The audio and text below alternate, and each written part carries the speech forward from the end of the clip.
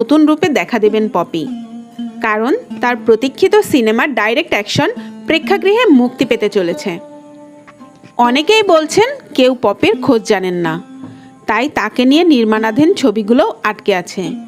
কিন্তু মুক্তি পাওয়ার কথা রয়েছে পপি অভিনীত ডাইরেক্ট অ্যাকশন সিনেমাটি। সিনেমাটির পরিচালক সাদেক সিদ্দিকী সংবাদ মাধ্যমকে বলেন, আগে বেশ কয়েকবার মুক্তির ঘোষণা দিলেও শেষ পর্যন্ত পিছিয়ে যায় ছবিটি। এবার সিদ্ধান্ত চূড়ান্ত বলে জানান তিনি। ডাইরেক্ট অ্যাকশন ছবিটি মুক্তি দিতে যাচ্ছেন 23 আগস্ট। বছরখানেক আগেই সেন্সর ছাড়পত্র হাতে এসেছে সিনেমাটির, কিন্তু সব কিছু ঠিক মিলছিল না। ভাবা হয়েছিল সিনেমাটির নায়িকা পপিকে নিয়েই প্রচারণা করে ছবিটি মুক্তি দেওয়া হবে, কিন্তু সেটা আর হবে না। তাকে বাদ রেখেই সিনেমাটি মুক্তি দিতে হবে। পরিচালক আরও জানান, পপির সঙ্গে তার কোনো যোগাযোগ হয়নি।